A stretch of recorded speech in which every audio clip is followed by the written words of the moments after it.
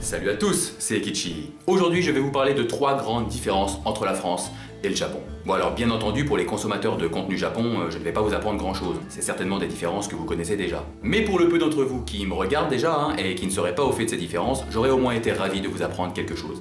Même si vous êtes 10. Mon côté Onizuka. La bouffe. Comment ne pas commencer cette comparaison avec la bouffe? J'avais déjà parlé des clichés sur les sushis dans la vidéo des clichés justement. Oui, petit placement de vidéo en début de vidéo, c'est bon? Donc je vais pas vraiment me répéter, mais sachez que les sushis ne sont pas le plat national ou le plus populaire du Japon. Je vous renvoie à la vidéo des clichés pour en savoir plus. Bien que la France soit le pays de la gastronomie, les Japonais, eux, vont, pour moi, plus avoir tendance à cuisiner réellement. Quasiment à chaque repas avec des produits frais et de bonne qualité. Et pas se faire réchauffer des lasagnes ou un cassoulet entre midi et 2. Et quand ils n'ont pas le temps, ils n'hésiteront quand même pas à faire la queue plus d'1 heure pour un bol de ramen d'un restaurant assez populaire. Les supermarchés japonais sont aussi très différents, avec des rayons conserves ou surgelés ridicules par rapport à ceux en France, et vont privilégier des bento préparés tous les jours, divers et variés, et bien évidemment à des prix extrêmement faibles par rapport à un sandwich que tu peux acheter en France. Et quand ils n'ont vraiment pas le temps, le truc rapide qu'ils privilégient à manger dans les combini, c'est les onigiri. Ces petites boulettes de riz entourées d'une algue de nori et souvent garnies de poisson à l'intérieur. Donc c'est pas le truc le plus dégueu pour la santé. Et en parlant des algues, il faut savoir qu'ils sont très présents dans la nourriture japonaise. Et les algues font certainement partie des meilleures choses pour la santé nutritionnellement.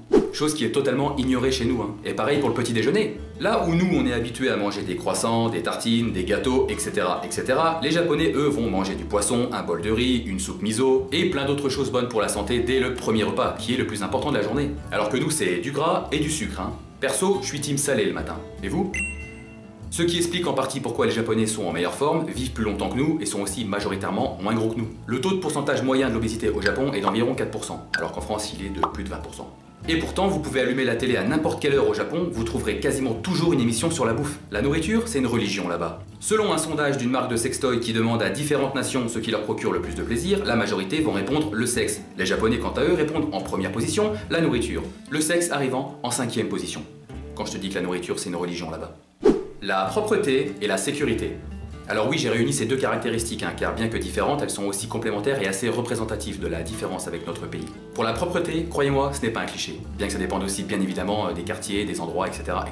Mais globalement, les rues, le métro, les gares ou les endroits publics sont extrêmement bien entretenus, et ça pour une raison toute simple. Les Japonais ont déjà un savoir-vivre en communauté beaucoup plus respectueux que nous, pour ça je vous apprends rien, mais aussi car le système de retraite étant ce qu'il est, je ne vais pas rentrer dans les détails, ce n'est pas le sujet et je ne suis pas suffisamment bien calé là-dessus, mais il y a beaucoup de personnes âgées qui continuent de travailler pour arrondir leur fin de mois, et la plupart du temps, et ça c'est juste une constatation que j'ai faite, s'occupent de la propreté des lieux publics. Pour la sécurité, cela est également dû à leur savoir-vivre, on ne saura jamais vraiment pourquoi, mais par exemple si vous oubliez votre portefeuille dans un restaurant ou un bar, soyez quasi sûr et certain qu'on vous le ramènera. Pour l'anecdote, j'avais oublié mon portable sur un banc. C'était à Asakusa, au temple Senzoji. Et quand je suis parti, j'étais à plus de 100 mètres et je sens quelqu'un qui me tape dans le dos. C'était un petit papy qui avait couru jusqu'à moi pour me rapporter mon téléphone.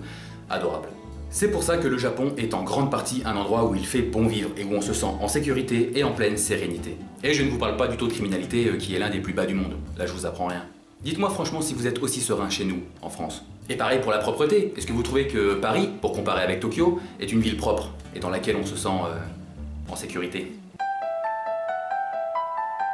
Et en parlant de Paris, transition toute trouvée, le syndrome de Paris. Le syndrome de Paris est un trouble psychologique transitoire rencontré par certaines personnes lors d'un séjour à Paris. Cette affection toucherait plus particulièrement les touristes japonais qui, désemparés par l'écart entre la réalité et leur vision idéalisée de la ville, comme le Montparnasse des années folles ou le Paris d'Amélie Poulain, se retrouvent désillusionnés et déstabilisés par le fossé culturel entre la France réelle et l'image qu'on s'en fait à l'étranger, notamment au Japon.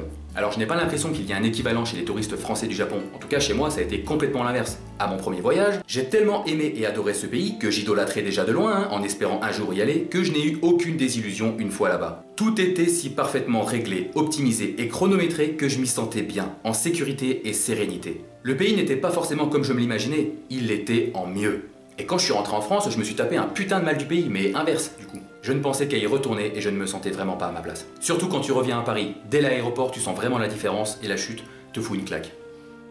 Voilà, c'est tout pour ces différences majeures. Alors il y en a forcément plein d'autres, tellement ces deux pays sont différents. Et j'ai brièvement évoqué les sujets qui pour certains méritent beaucoup plus de développement. Je ne sais pas si je ferai des vidéos sur un seul et unique sujet plus développé, mais je peux faire d'autres vidéos sur 3 autres différences entre la France et le Japon. J'en ai sous le coude. Donc si ça vous intéresse, dites-le moi. Et si la vidéo t'a plu, je t'invite à mettre un petit like, partager la vidéo si tu veux m'aider à gagner un petit peu en visibilité, et surtout ne pas hésiter à t'abonner si ce n'est pas déjà fait. Et sur ce, je te dis à plus pour une prochaine vidéo. Abonne-toi.